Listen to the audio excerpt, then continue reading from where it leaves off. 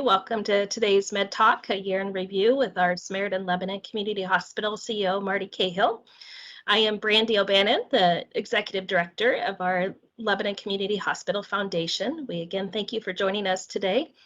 Today's Med Talk is presented by our Pride partner, Cascade Timber Consulting, Inc. Thank you so much for your generosity, Cascade Timber. You're a great partner. And it's my honor to introduce our speaker to you today.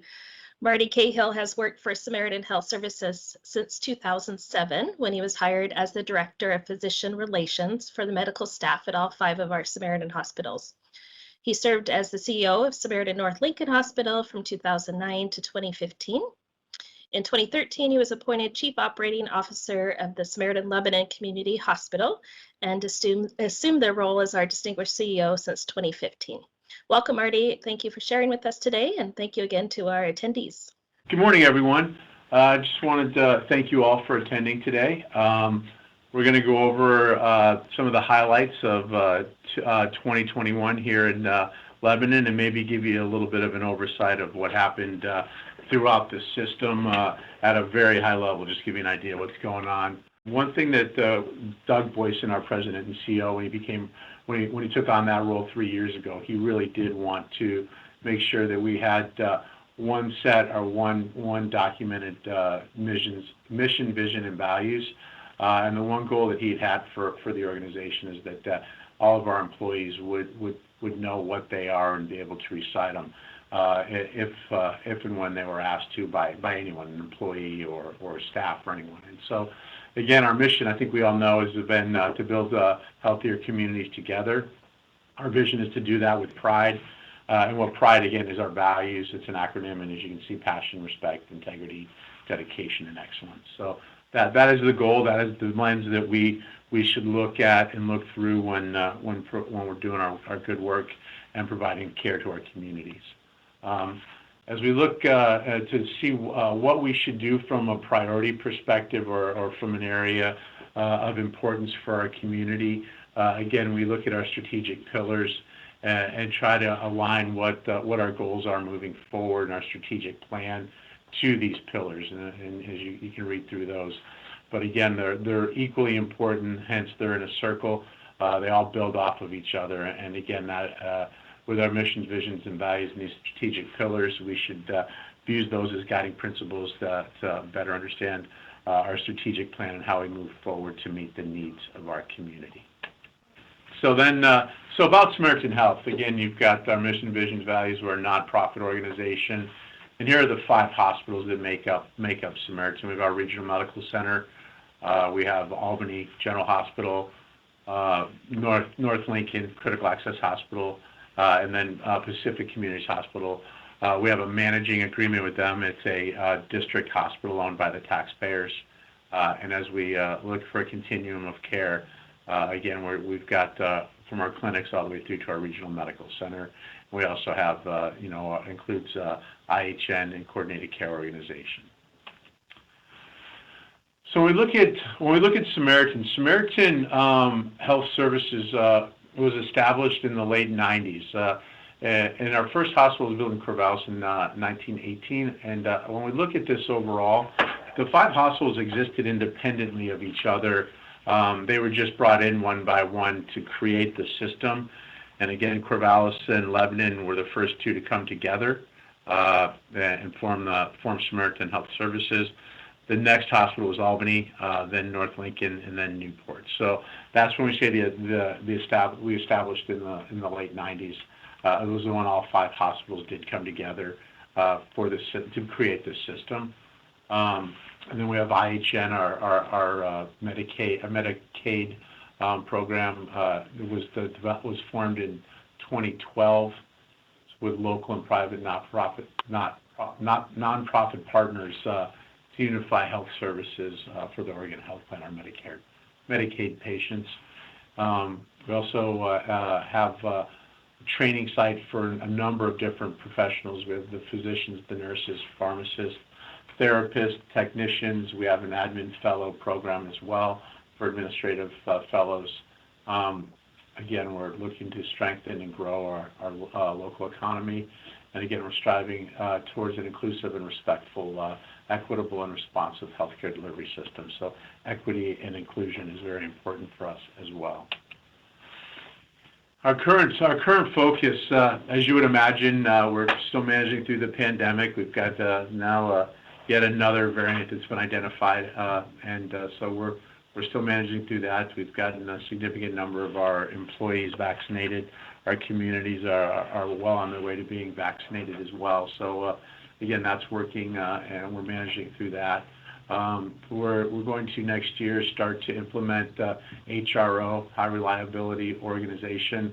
Again, that's standardizing care and trying to drive harm in our hospitals to zero. Again, we want to make sure that we're providing the best possible care and ensure that we're getting avoidable harm out of the system, and HRO will help us in that goal. Forming the Samaritan Medical Group, they're in their third year. We've aligned all of our providers, all of our clinicians into the Samaritan Medical Group, again, to create a culture around our medical staff to make sure that we're treating them all the same, and that we're not competing one site over another site for new providers. So the medical group is definitely an important part of what Samaritan has been working on for the last 3 years. We're trying to develop better access for primary care. That has been identified in all areas of Samaritan, all 3 counties, all service areas. And if you look across the country, access is just something I think most healthcare systems are working on and working towards. To that end, we're building a new clinic out in Sweet Home, so that'll help the Sweet Home area. They've had an old clinic there, and so we're going to talk about building a 15,000 square foot clinic out there. And then on Oregon OSU's campus at the football stadium, they're building adjacent to the football stadium there a new building for student health, and we will also have a primary care clinic in that building as well. So starting to address slowly but surely primary care access throughout the system. We still need to maximize employee recruitment and retention. It's been a tough time right now. Some people, there's a great resignation. We have people that are leaving healthcare, not necessarily Samaritan, but they're just leaving right now. So again, we have to do all we can to continue to retain our good people, and we have to be competitive in our recruitment areas as well. And then finally, the one other thing, the big focus over in Corvallis, which is admirable that Corvallis is taking this on, is the Pastega House expansion. Again, the Pastega House is not necessarily for folks in Corvallis. You have to live 30 miles away from Good Sam Regional Medical Center to be eligible to stay in the Pastega House if you have a loved one who's an inpatient at Corvallis. But they're expanding the Pastega House, double their size, so that they're able to keep more folks there, so that they can be close to their loved ones. And that's finishing up right now too. They've got that expansion well underway.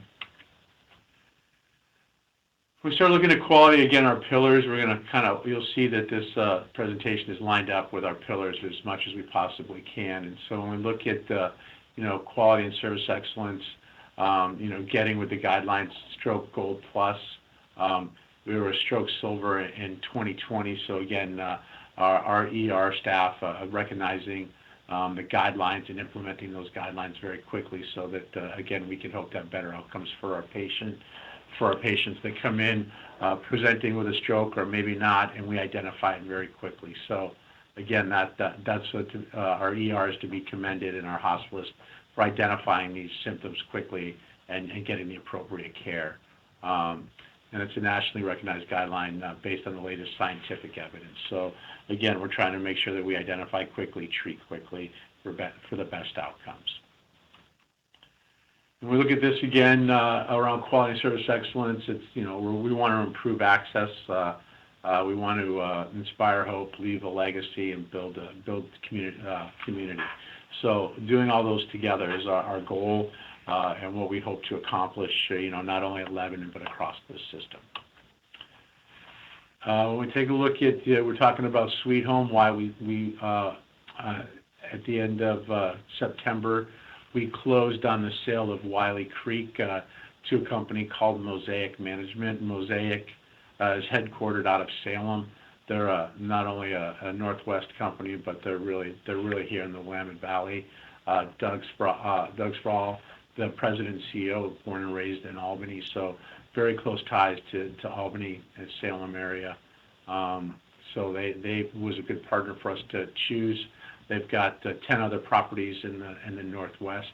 Wiley Creek became the 11th. So it's a great partnership. We look forward to partnering with them in the future. We will be sharing that campus with them. So it's a great partnership. And then we look at, in addition to selling Wiley Creek, that's where on the corner of that property where we own significant property still around Wiley Creek, our commitment to build a 15,000 square foot family medicine and urgent care clinic next year. So, and then we'll plan to remodel the existing clinic for physical therapy and other things. That's about a 10,000 square foot clinic. The physical therapy will not need all that space. So we'll go from about 10,000 square feet currently in Sweet Home to about 25,000 square feet in 23 when we open up the new clinic. When we went out and talked to the city council and the mayor about the sale of Wiley Creek and what they thought they needed in the community, we thought that it would be best to again do a needs assessment, talk with the community, better understand what the community wanted, and then see how we could meet those needs. And when we sat down with city council, they presented this to us. They had a 2020 healthcare vision, and that vision included long-term care, memory care, physical therapy, behavioral health, and in urgent care. And when we saw this list, one, we were not shocked. I think if we went to any community, these items would definitely be on a list of concerns or desires for any community that we serve. But the one thing that we're also feeling pretty good about is that we thought that with the sale of Wiley Creek, we were planning to meet all of these priorities when we sold the property. And so when we take a look at the Sweet Home Wiley Creek site, this is a rendition of what the campus will look like probably in 3 to 5 years. The gray buildings, when you look around this to the right of the property there, you'll see that's the existing assisted living center, and then the gray duplexes or triplexes are existing independent living.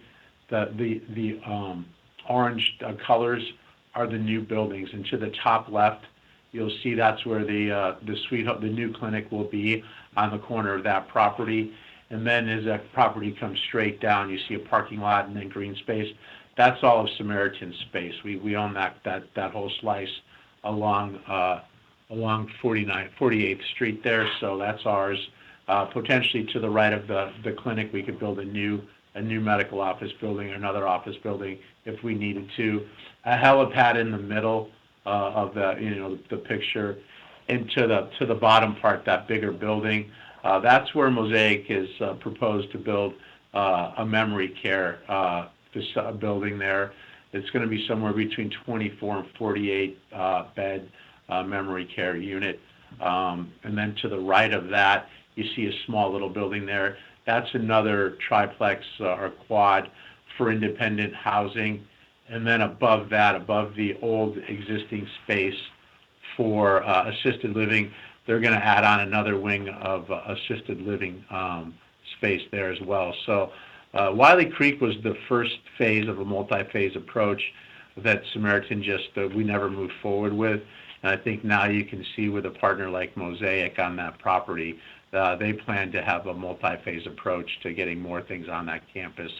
And I think that one would say they're the anchor tenant. They've been there for 30 years, but I do believe that the addition of that clinic up in the left-hand corner, Wiley Creek is very excited about, again, having that resource close to that facility is going to be a win-win for everybody. Here's just kind of a rendition of what walking into that new clinic space will hopefully look like. And the feel is that we really do want to have a lot of windows where we bring the outside in, a lot of natural light. This clinic on the campus has taken a little extra time to design because we really are looking at this clinic to be prototypical of a clinic that we will be building around the system. Whether we build it in Lincoln City, Corvallis, or Lebanon, you will see that the feel of the clinic should have the same feel, whether it's 1-story, 2-story. It remains to be seen. But when you walk in, again, it'll feel more like a Samaritan clinic than not. So we've put together a campaign committee. The goal when we started this back in June, before we even announced it, was going to be a $1 million goal for the foundation to fundraise for this clinic and suite home. And you take a look at the picture. There's some folks from Samaritan and from the committee that are out fundraising for this. And I've got to say, year to date, we're at just under $1 million already, $967,000. Brandy and team are to be commended on that. We've got Milton Moran, who's out there, president of Cascade Timber and Consulting. That company, again, is a great partner. They partnered in a lot of our other campaigns, but they were the initial donor of $250,000, which then led to an anonymous $250,000. And then, as you can see, things quickly happened and put us in a very, very good position. Before we're not even through the end of the year yet, and we haven't really gone totally public in this campaign. We're already at our goals, so we're feeling very comfortable that we have a great opportunity to continue to fundraise for this building.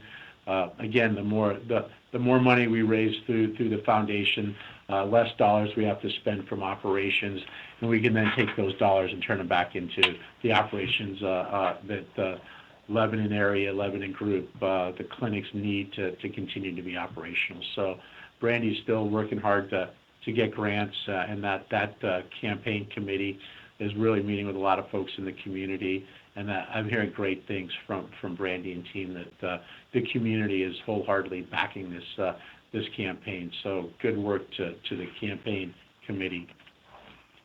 One of the next things that we're talking about is we've kind of got the design for the clinic going right now is the remodel of our Girod Birth Center.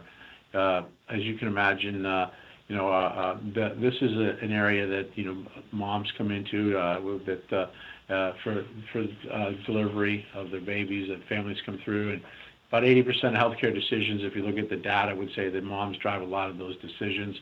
Our birthing center is a little dated, probably has more of a feel of the 1980s, and people pay a lot of money nowadays to have that feel.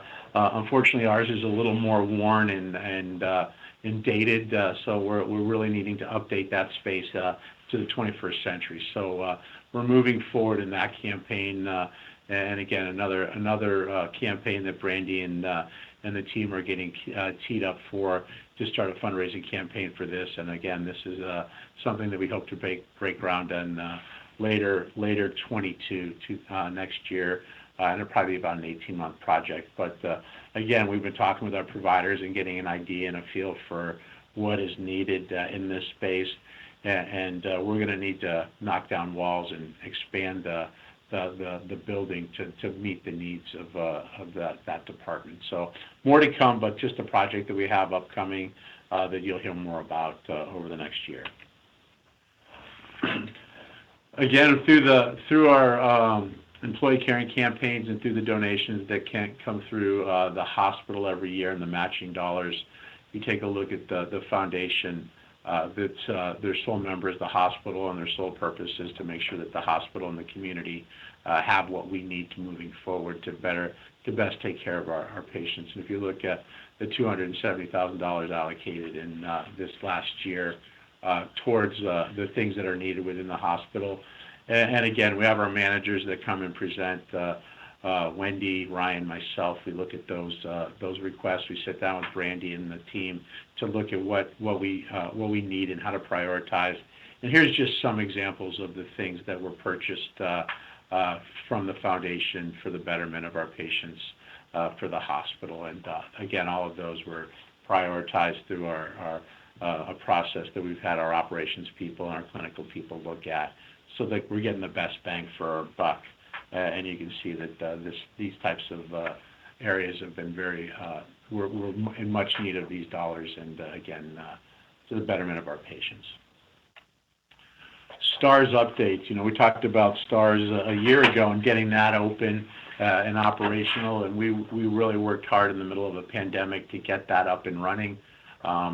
Unfortunately, a couple months ago, we had to close the operations of the residential program, the 16 beds, because of staffing concerns. We just didn't have enough staff to keep it up and running appropriately, so we shut it down. The good news is we're going to have it back open Monday, the 6th. We have 3 people lined up and ready to go. Again, we're going to start out slow, get the staff back into the flow of taking care of patients. We'll have 3 females in there to start it out again. And then over the next month or so, we'll start to add the men in there. And hopefully first quarter will be up and running, depending on the pandemic and such. Hopefully we'll get up to 12 to 16 patients in the facility, and actually getting it up and running at a much more full capacity. Again, we've been erring on the side of caution with the pandemic and making sure that we didn't have people double up in the room. So as we get the okay from our infectious disease doctors, we will continue to get more folks into that program. So that has worked out really well.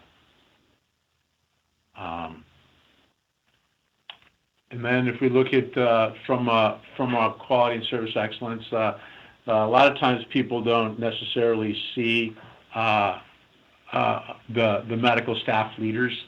They just see these doctors in the clinic. But the thing that helps drive a very quality outcome for the hospital and for our community is the medical staff and the roles that they have. And very quickly, Dr. Baglino, one of our surgeons, is chief of staff this year and next year. Corbett Richards, family practice doc, was our past chief of staff. Jordan Hall is elect, so she's in 23. She'll move into that role. Tasha Barkley, who's an ER doc, is medicine. Dr. Papalazarus is a surgeon. Jenny Farrar works in a clinic. She's an advanced practitioner. Dr. Wolf does our quality committee. Dan Sprague is our emergency room director, as you can see, and Dr. Evans, community-based provider, is the board position. So, and then we've got Dr. Bill Barish, who has been our hospice medical director and is currently our outpatient medical director. So, again, these are current providers. They're here. They're doing the good work. Whenever we have questions around the clinical care, these are the people we call on or ask questions of, to ensure that we're doing the right things. I want to give you an update on some of the folks that have said that of all of the new clinicians that have started in Lebanon this last year. So we've got Stefanie. She's working in the urgent care walk-in clinic across the street. We've got Dr. Evans, a podiatrist. He just started here in October. He's across the street in the health center. He joined us here just recently. Karlei, we've got working over at the health center as well as a family practice PA. We've got Megan Gause, Dr. Gause, working with the geriatric medicine program. So she's working in all the nursing homes, the VA, and the nursing homes around the community. So she's a great addition to that team, helping our primary care docs stay busy in their clinics, and hopefully keeping those folks and those the VA and nursing homes in their facilities and not in our hospital. Dr. Lawson is another doctor we hired across the street for the walk-in urgent care clinic. We've got Jeffrey here, PhD. He's working behavioralist in Park Street. A great addition for that team. Elizabeth is working over at the health center as well as a nurse practitioner. We've got Molly as a family practice nurse practitioner working in the residency clinic, the hospital right next to, or the clinic right next to the hospital. So those are our new providers that we had join the team during 21. We had our D&V as our accrediting body. They visit us every year. The last couple of years they've been virtual visits. Every 3 years we have an accreditation visit that they have to come on site for. But last year and this year we're in interim years, so they did a virtual visit. The surveyors had very nice words to say about the facility and about the staff and the excellent the care that our patients are receiving here. So they were had very kind words for us. And again, you'd be surprised. I didn't think that. I thought that these surveys might be a little more cursory and maybe not as in depth as an in-person visit. But I can assure you, we were walking around with tablets and they were still looking, or trying to look in every area as if they were here. They've become very adept at these virtual visits for accreditation. So again, it was a good process, and our team did very well. From a sustainability pillar, if we look at Lebanon as a total group, net revenue of $130 million. We're favorable to budget by about $5 million. We received some CARES Act revenue. Those are dollars around the pandemic. So if we look at total revenue, we're favorable by about $5.1 million. Some expenses they were a little unfavorable. So when we look at this from an operating income year to date through October, Lebanon is $5 million, almost $5.1 million favorable to its budget. So from a sustainability perspective, the team here has done a magnificent job of managing expenses and again meeting the needs of our patients through this pandemic. So we've done really well through this year, and I'm very proud of our team. They've really stepped up in some very difficult times. We've also, from a vaccination effort, there's been the mass vaccination clinics. We've tried to staff those with not only nurses, but pharmacists, and there's a picture of me wheeling a wheelchair, so even the unskilled people were taking volunteers. I'd help volunteer as well. So, and the unskilled person is me, I might point out there. But again, we've been partnering in those mass vaccination clinics.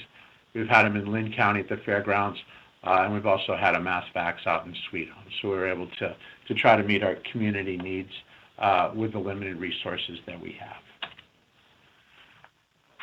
And then we take a look at social accountability grants. These, as a county, this is Lynn County, Lebanon and Albany came together to disperse $150,000 of dollars to our partners.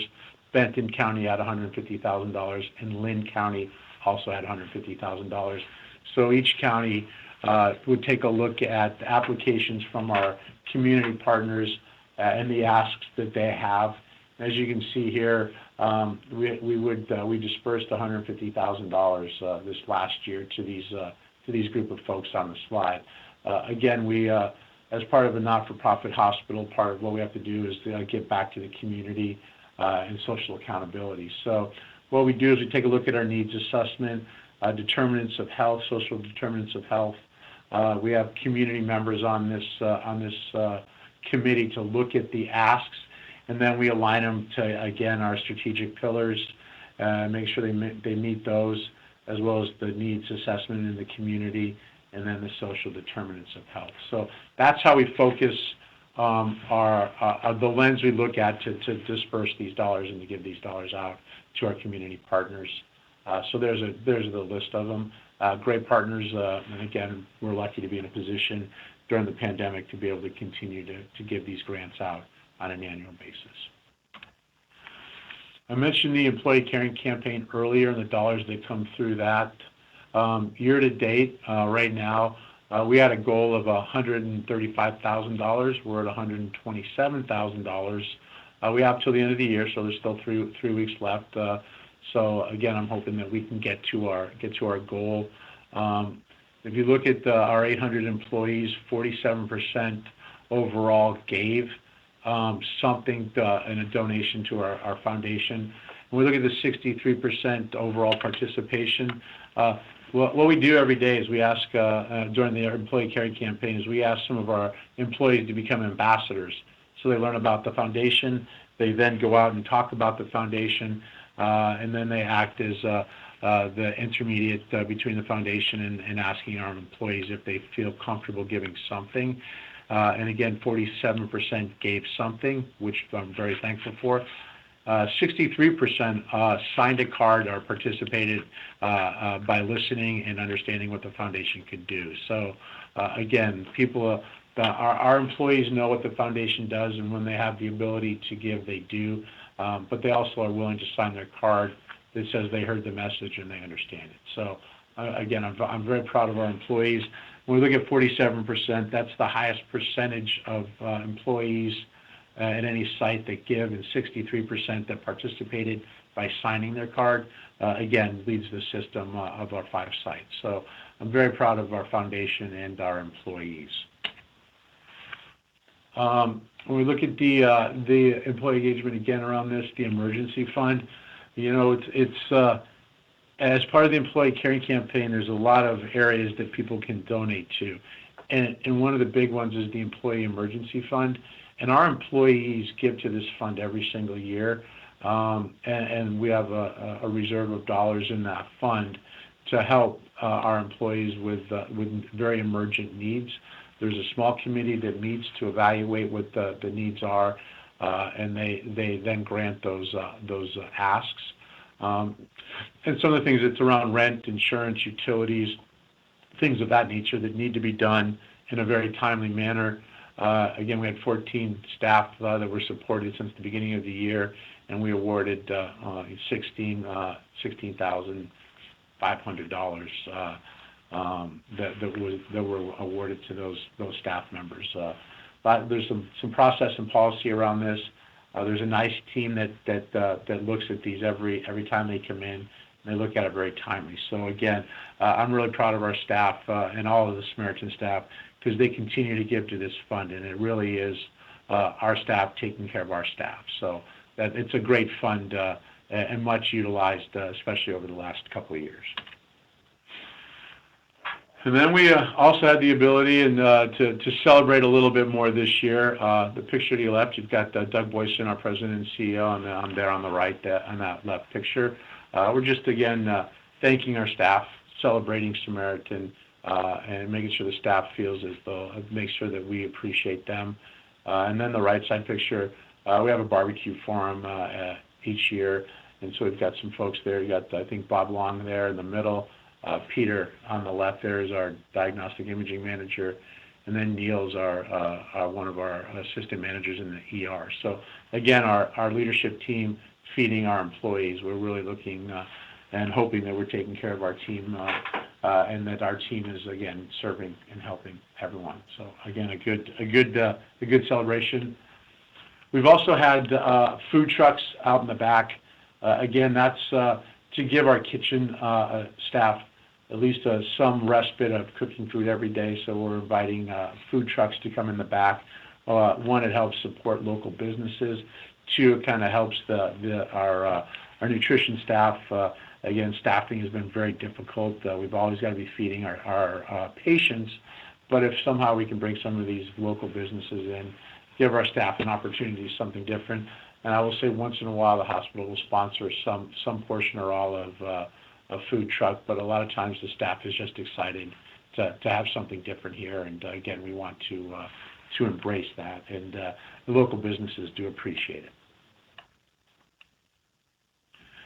Then again, November was a thank you activity. Our nursing group came out and had a suggestion that we just hang up signs to say thank you on them. And some of the leadership team, one night, we hung up all of these thank you signs in the hospital. And then we went to the clinics and dropped off a thank you sign in the clinics. And for about 5 days, the signs were put up, but there was we didn't put any context around the thank you. And then about 5 days later, we sent out an email to the entire staff that just said that, again, we all thank the staff for the last 18 months and the hard work that they've done. So that was fun to put up. it created a little buzz around the clinics and the hospital. What's the thank you for? But the thank you really was thank you for the hard work during a very difficult time. And thank you to our patients for working with us and also having to, change how they get things done sometimes.